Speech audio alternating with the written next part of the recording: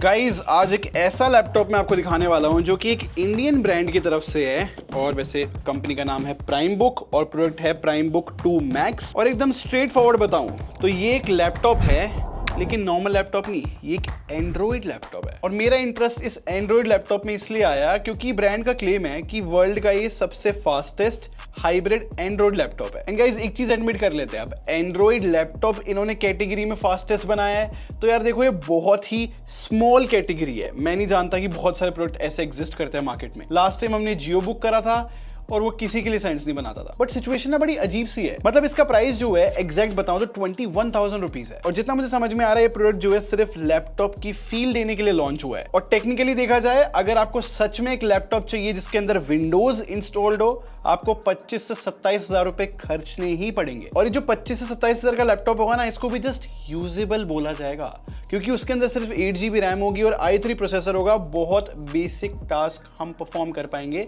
But हाँ at least उसमें एक विंडोज होगी। फिर सेकंड ऑप्शन होता है कि भाई अगर बिल्कुल ही बजट नहीं है, हम 25,000 रुपए नहीं स्पेंड कर सकते, तो भाई हम सेकेंड हैंड मार्केट में जाएंगे जहां पर कोई गारंटी नहीं है कि 20,000 रुपीज का जो भी आप सेकेंड हैंड लैपटॉप खरीदोगे उसकी हेल्थ कैसी है, उसकी कंडीशन क्या है, और मोस्ट इंपॉर्टेंटली कुछ नहीं पता कि वो कितने टाइम तक चलेगा। हो सकता है कि भाई कुछ ही दिन में खराब हो जाए। इसलिए आपने नोटिस किया होगा अगर किसी के पास बजट नहीं रहता, वो स्टूडेंट है, प्रोफेशनल है और सिर्फ 20,000 के अराउंड कुछ भी खरीदना है, तो वो टैबलेट खरीदता है क्योंकि टैबलेट में जो है एक अच्छी स्क्रीन, अच्छा ब्रांड नेम और बहुत अच्छा सॉफ्टवेयर मिल जाता है जो कि काफी काम कर सकता है। बट फिर टैबलेट की भी वही प्रॉब्लम है कि वो विंडोज नहीं है, वो एक एंड्रॉइड है। तो जो भी आपको विंडोज वाली एप्स चाहिए वो नहीं चल सकती टैबलेट पे। तो चलो समझने की कोशिश करते हैं कि ये जो हाइब्रिड एंड्रॉइड लैपटॉप आया है, क्या ये कोई प्रॉब्लम सॉल्व कर पा रहा है? तो हम 3 कैटेगरी में बात करेंगे। पहले हम डिस्कस करेंगे कि इस प्रोडक्ट में अच्छा क्या क्या है, फिर सेकंड हम डिस्कस करेंगे कि क्या क्या चीजें एवरेज है, और थर्ड सबसे इंपॉर्टेंट हम डिस्कस करेंगे क्या क्या चीज बुरी है। अच्छी चीजें डिस्कस कर लेते हैं।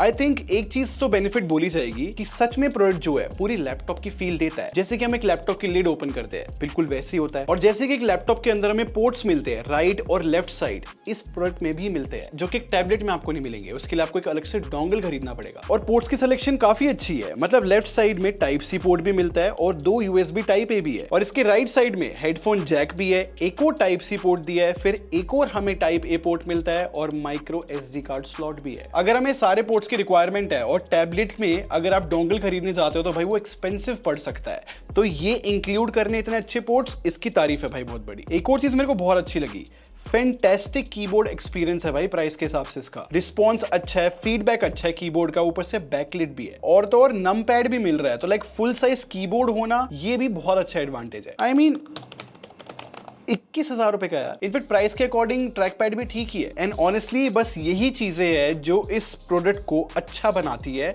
और काइंड ऑफ एक लैपटॉप की फील दे देती है। बट अगर एवरेज चीजों को डिस्कस करूं तो मैं सीधा बताता हूं, डिस्प्ले एक एवरेज क्वालिटी की है। अच्छी बात यह है कि बहुत बड़ी डिस्प्ले मिलती है 15.6 इंच की, बट जो ब्राइटनेस है ना वो सिर्फ 250 निट्स है। और देखो हो सकता है कि ब्राइटनेस थोड़ी सी प्रॉब्लम बन जाए, मतलब अगर मैं इंडोर इस लैपटॉप को चलाऊंगा जहां पर ज्यादा लाइट्स नहीं है तो इस कंडीशन में डिस्प्ले जो है सही से दिख जाएगी। बट जैसे ही लाइट्स बढ़ जाती है एनवायरमेंट में तो भाई स्ट्रगल होता है इस डिस्प्ले को देखने में। तो प्राइस के अकॉर्डिंग ब्राइटनेस एक एवरेज पार्ट है। इनफैक्ट इसमें अगर हम कंटेंट भी देखते हैं ना तो वहां पर over sharpness here and there दिख जाती है। और अगर इस ओवर शार्पनेस वाली प्रॉब्लम को एक टैबलेट से मैं कंपेयर करूं ना तो देखो 20,000 रुपए के अराउंड जितनी भी टैबलेट आती है, बहुत अच्छी स्क्रीन है, कंटेंट देखने के लिए काफी सेंस बनाती है, तो यहां पर ये प्रोडक्ट पीछे हो जाता है। बट एवरेज चीजें अभी खत्म नहीं होती। देखो बैटरी डिपार्टमेंट सुनने में अच्छा लग सकता है कि भाई 8000 mAh की बैटरी लगी हुई है इसके अंदर और 36 वॉट की चार्जिंग ये प्रोडक्ट सपोर्ट भी करता है। बट प्रॉब्लम पता है मैंने क्या नोटिस करी, अभी जो लेफ्ट साइड में टाइप सी पोर्ट है ना, इससे चार्ज कर रहा था मैं इस लैपटॉप को और लिटरली जो चार्जिंग पोर्ट के अराउंड वाला एरिया था ना वो काफी गर्म हो गया था, तो ये सही नहीं लगा मुझे। बट हाँ गाइस, जितना मैंने इसको टेस्ट करा है ना, बैटरी बैकअप ये सही दे देता है, मतलब चल जाता है आराम से hybrid laptop. But battery backup अच्छा होने के पीछे रीजन भी एक एवरेज पॉइंट ही है कि लाइक बहुत ही एवरेज परफॉर्मेंस मिलती है। एंड आई थिंक इस एवरेज परफॉर्मेंस के पीछे सॉफ्टवेयर भी एक बड़ा रीजन है। अब गाइस एक बात समझने की कोशिश करना, ये जो हाइब्रिड लैपटॉप है ना, इसके अंदर MediaTek Helio G99 प्रोसेसर है। और अगर आप 20,000 रुपए के अराउंड कोई टैबलेट देखने जाते हो ना, काफी चांसेस है कि किसी टैबलेट में भी ना आपको ये वाला प्रोसेसर मिल जाए।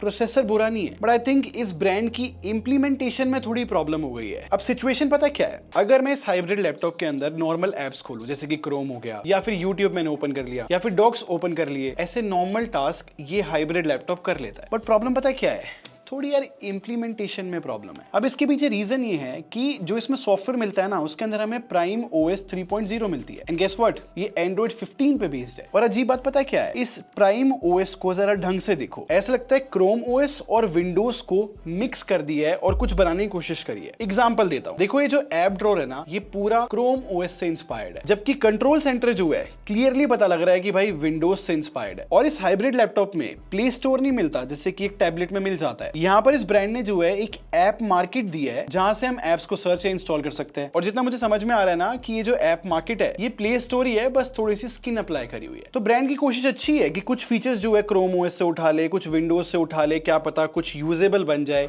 मतलब ये लोग कोशिश कर रहे हैं, बट इस वजह से पता है प्रॉब्लम क्या आती है। फॉर एग्जाम्पल, अगर आप कोई भी एंड्रॉइड ऐप इंस्टॉल करने गए जो आप यूजुअली यूज करते हो सकता है कि भाई उसका सपोर्ट इस हाइब्रिड लैपटॉप में ना मिले। और ये देखो, जब मैंने इस लैपटॉप को अनबॉक्स करा था उस टाइम पे सीओडी का यहाँ पर सपोर्ट नहीं था, सिर्फ बीजीएमआई चलता था इसमें, बट अब जाके सीओडी भी कंपैटिबल हो गई है। और इफ इन केस आप सोच रहे हो कि भाई इस लैपटॉप में बीजीएमआई कैसे खेल सकते हैं, तो भाई कीबोर्ड के थ्रू खेला तो जा सकता है। देखो, और तो और मैंने ये भी नोटिस किया कि इंस्टाग्राम भी ढंग से नहीं चलता, वो पूरा फुल स्क्रीन पे आता है। और ट्विटर पे तो गूगल से साइन इन करने में प्रॉब्लम आ रही थी। तो पॉइंट समझ रहे हो, ऐसे पता नहीं कितनी एप्स होंगी जो एग्जिस्ट करती होंगी इस लैपटॉप के लिए, लेकिन वो ढंग से चलेंगी नहीं।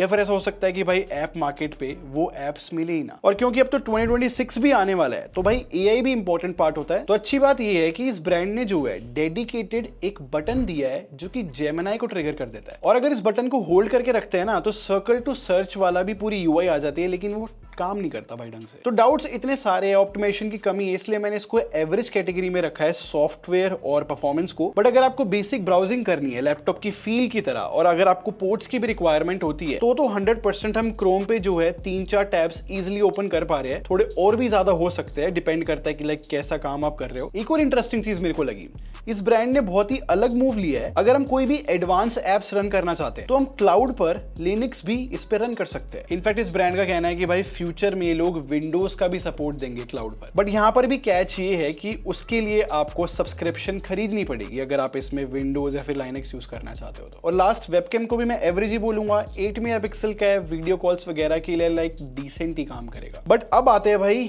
प्रॉब्लमेटिक चीजों के ऊपर कि लाइक ये प्रोडक्ट में कहां प्रॉब्लम्स है। मेरे को पर्सनली सबसे मेजर प्रॉब्लम जो है ड्यूरेबिलिटी की लगी, जैसे कि बिल्ड क्वालिटी थोड़ी वीक है। जैसे कि एक बार ऐसे करने पे स्क्रीन जो है पूरे टाइम वॉबल करती रहती है। और जब से मैंने लैपटॉप अनबॉक्स करा है ना, तो कीबोर्ड का जो अपर राइट कॉर्नर है ना, ये ना मुझे पहले से ही लूज लग रहा है कि एज इफ निकल ना जाए। और यूजुअली मैंने नोटिस किया है कि कोई भी अगर टैबलेट या फिर लैपटॉप खरीदता है ना, तो काफी सालों के लिए यूज करता है फिर उसे। तो मैं श्योर नहीं हूं कि ये बिल्ड क्वालिटी कितने साल लास्ट कर सकती है। और एक फन फैक्ट बताता हूं, जैसे कि मैं बार बार कह रहा हूं ना कि लैपटॉप की फील दे रहा है, इसके पीछे रीजन ये है कि आपको बैक साइड पे लग रहा होगा कि भाई ये एयर वेंट्स है जिससे हीट वगैरह कंट्रोल हो सके। लेकिन लैपटॉप को जब मैंने खोला ना, तो यहाँ पर पूरी टेप लगी हुई थी। और रियलिटी भी देखी जाए तो इसमें जो है ना एक मोबाइल प्रोसेसर लगा हुआ है, तो ऐसे है ना फैन की रिक्वायरमेंट नहीं होती इन प्रोसेसर्स को। तो समझ रहे हो, जस्ट लुक्स के लिए इन वेंट्स को रखा गया। फिर मैं थोड़ा कंफ्यूज था कि इस लैपटॉप को कितने टाइम के लिए जो है अपडेट्स मिलेंगे। तो मैंने इस ब्रांड के चैट सपोर्ट से बात करी और वहां से रिप्लाई ये आया कि ब्रांड कंफर्म नहीं कर सकता कि कितने टाइम के लिए इसको अपडेट मिलेंगे। तो इन शॉर्ट ब्रांड श्योर ही नहीं है। तो नॉर्मली भी जज किया जाए ना, तो लाइक ड्यूरेबिलिटी भी खास नहीं है और थोड़ी क्लैरिटी नहीं है सॉफ्टवेयर अपडेट को लेके,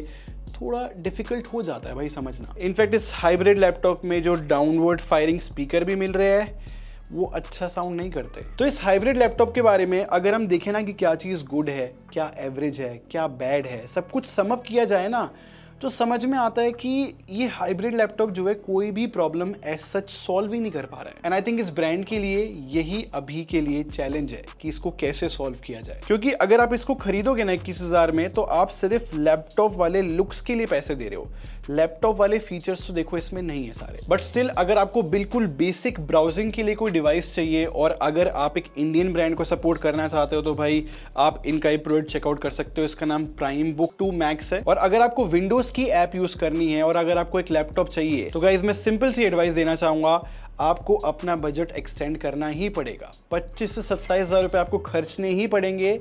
इसी प्राइस में जो है लैपटॉप मिलता है जो कि रियल लैपटॉप होगा। और अगर आपका 20,000 ही बजट है, आई थिंक आपको जो है एक अच्छा सा टैबलेट भी देख लेना चाहिए, क्योंकि टैबलेट में हमें ज्यादा फंक्शनैलिटी मिल सकती है हियर एंड देयर। खैर ये था मेरा ओपिनियन। आप क्या सोचते हो इस प्रोडक्ट के बारे में? आप इसको कैसे यूज में ले सकते हो?